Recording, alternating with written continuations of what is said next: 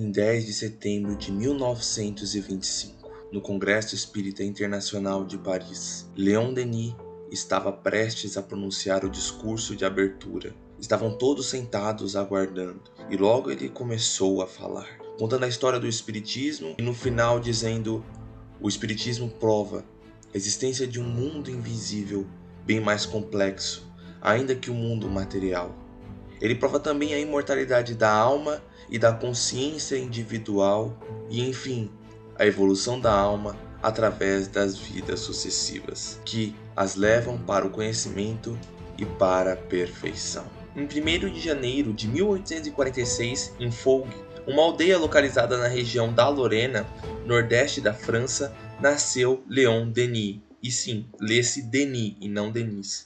Vivia em uma casa humilde, junto a seus pais, Joseph Denis e Anne Lucie. Desde cedo, Leon Denis conheceu por necessidade os trabalhos manuais e os pesados encargos da família. Ao invés de participar das brincadeiras próprias da juventude, Denis procurava instruir-se o máximo que podia, para poder compensar a falta de um estudo formal em uma instituição de ensino.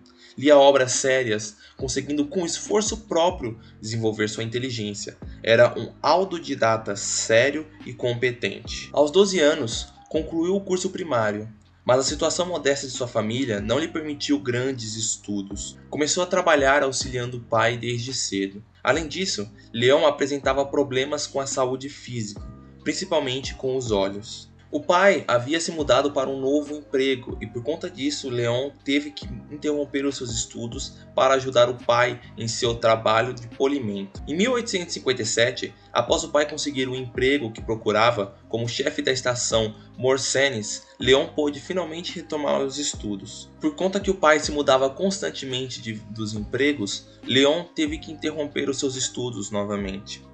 Tinha 16 anos quando se destacou por apresentar uma grande inteligência e com 18 anos tornou-se representante comercial, o que o obrigava a viajar constantemente, isso até quase a sua velhice. Leon Denis adorava música e sempre que podia assistia uma ópera ou concerto. Gostava de dedilhar ao piano melodias conhecidas e de tirar acordes para o seu próprio devaneio. Não fumava, era quase vegetariano e não fazia uso de bebidas fermentadas. Encontrava na água a bebida ideal. Era de seu hábito olhar com interesse para os livros expostos nas livrarias. Um dia, ainda com 18 anos, o chamado acaso fez com que sua atenção fosse despertada para uma obra de título inusitado. Esse era o Livro dos Espíritos, de Allan Kardec. Dispondo do dinheiro necessário, comprou-o e, recolhendo-se imediatamente ao lar, entregou-se com avidez à leitura.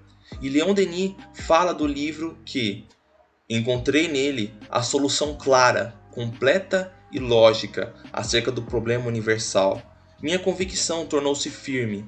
A teoria espírita dissipou minha indiferença e minhas dúvidas, afirmou Leon Denis. Leon Denis encontrava-se fazendo alguns trabalhos de experimentação quando um importante acontecimento estava prestes a se realizar. Allan Kardec viera passar alguns dias na pacata cidade de Tours com seus amigos. Todos os espíritas toursienses foram convidados a recebê-lo e a saudá-lo, e Leon foi junto conhecer Allan Kardec. E encontrou Kardec no mesmo jardim onde estava colhendo cerejas e entregando a Amélie Baudet, sua esposa.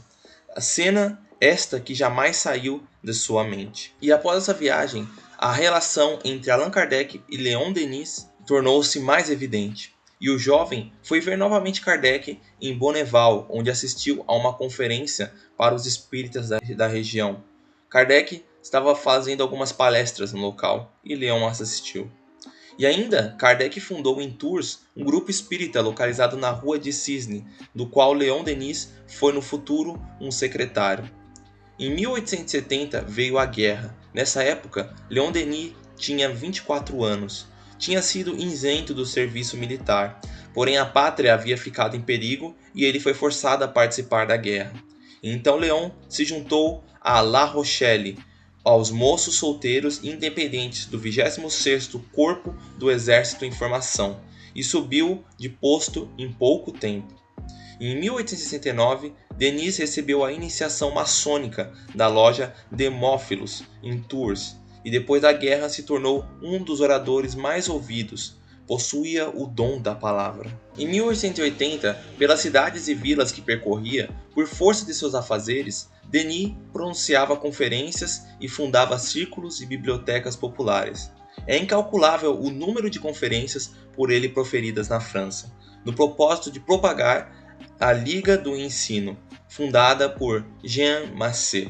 Contudo, no ano de 1882, marca em realidade o início do apostolado de Leon Denis, no qual teve que enfrentar sucessivos obstáculos, o materialismo e o positivismo, dos quais olham para o espiritismo com ironia e risadas, além dos adeptos das demais correntes religiosas que, juntamente com os ateus, buscavam ridicularizar e enfraquecer a doutrina dos espíritos. Porém, como um bom paladino, Denis enfrentou a tempestade.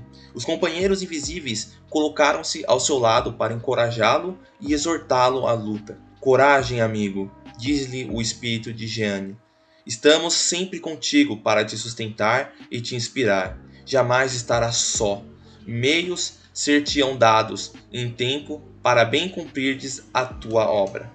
Leon Denis tinha dois espíritos que eram seus guias e auxiliares, Jerônimo de Praga e Joana d'Arc. Mas foi em 2 de novembro de 1882, dia de finados, em que o evento de capital importância se produziu na sua vida.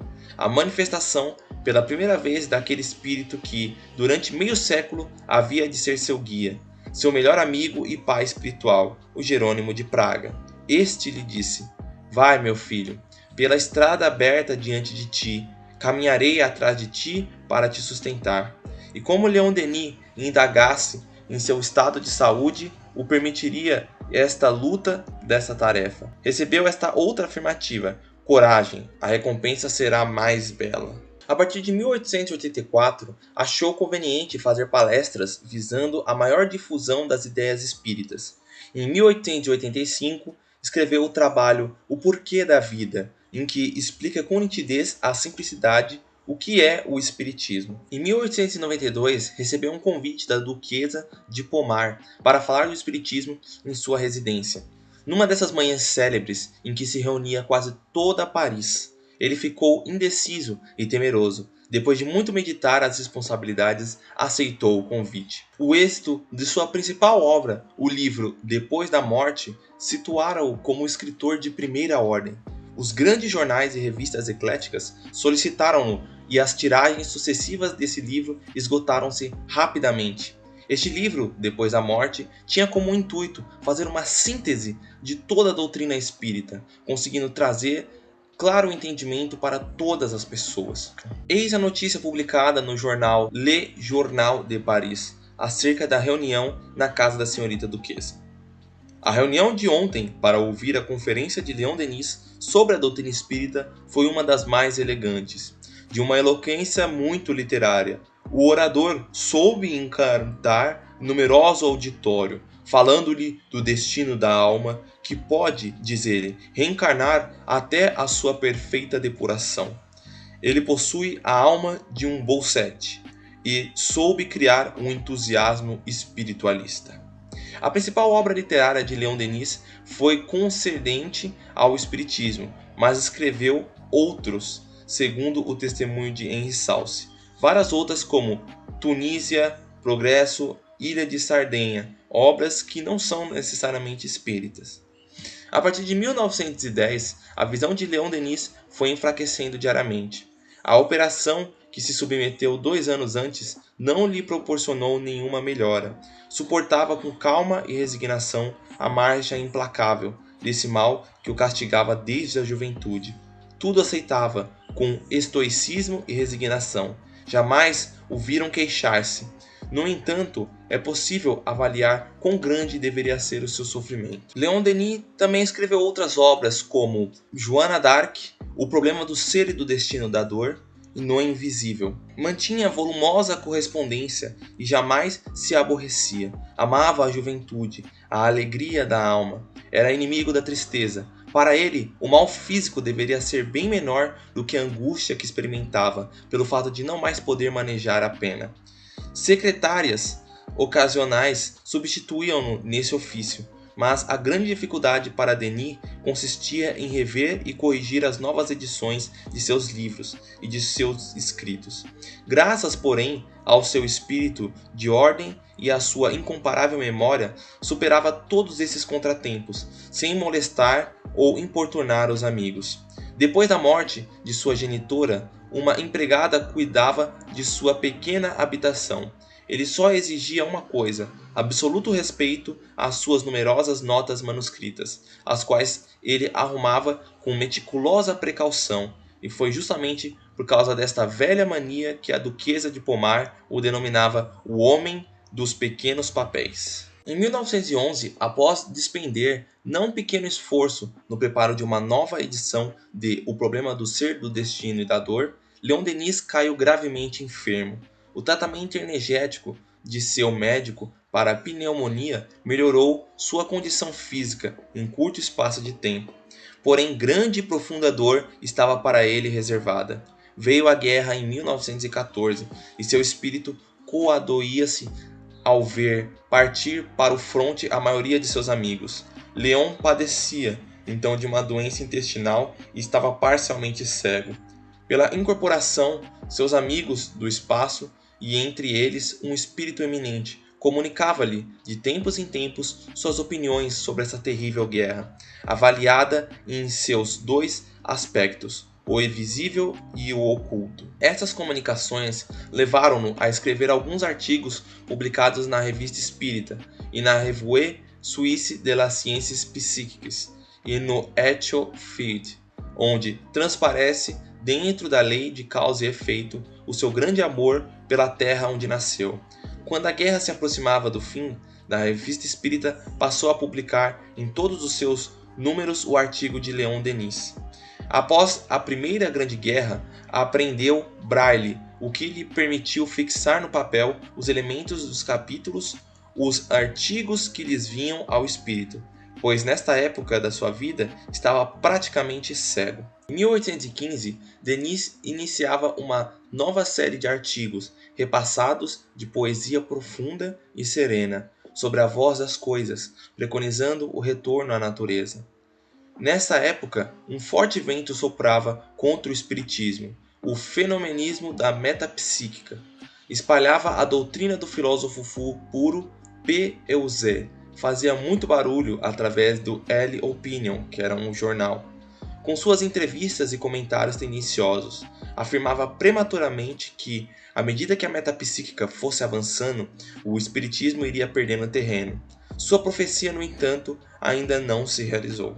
Após vigorosa resposta do Sr. Jane Mayer pela Revista Espírita, Leon Denis, por sua vez, entrou na discussão, na qualidade de presidente de honra da União Espírita Francesa, em carta endereçada ao Martin, na qual estabelecia com admirável nitidez a diferença existente entre espiritismo e metapsiquismo. A partir deste momento, Leon Denis teve que exercer grande atividade jornalística para responder às críticas e ataques de altos membros da Igreja Católica, saindo-se, como era de se esperar, de maneira brilhante. Em março de 1927, com 81 anos de idade, terminara o manuscrito que intitulou O Gênio Céltico e o Mundo Invisível, e nesse mesmo mês a Revista Espírita publicava o seu derradeiro artigo. E em 12 de abril de 1927, Leon Denis sofreu um ataque de pneumonia que lhe causou-lhe dificuldades para respirar. A vida parecia abandoná-lo, mas seu estado de lucidez era perfeito. Suas últimas palavras, pronunciadas com extraordinária calma, mas com muita dificuldade, foram dirigidas à empregada Georgette. É preciso terminar e resumir e concluir. Fazia alusão ao prefácio da nova edição bibliográfica de Kardec. Denis desencarnou às 21 horas do mesmo dia, mas as cerimônias fúnebres realizaram-se a 16 de abril, sendo sepultado no cemitério de La Salle, na cidade de Tours, região central da França.